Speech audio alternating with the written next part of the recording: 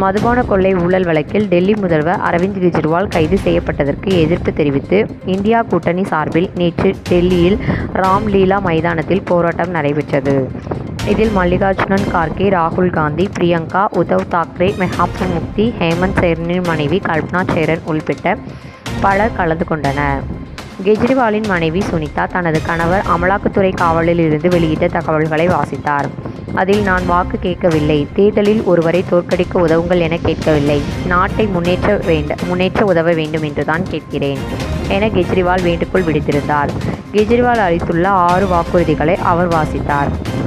India கூட்டணி ஆட்சிக்கு வந்தால் மின் தடை இருக்காது, 24 மணி நேரமும் மின்சாரம் விநியோகிக்கப்படும், நாடு முழுவதும் ஏழைகளுக்கு இலவசம் மின்சாரம், அனைத்து பகுதிகளிலும் அரசு பள்ளிகளை உருவாக்கி பணக்காரர்களுக்கு கிடைக்கும் தரமான கல்வி ஏழைகளுக்கும் கிடைப்பதை உறுதி செய்வோம், ஒவ்வொரு கிராமங்களிலும் மருத்துவமனை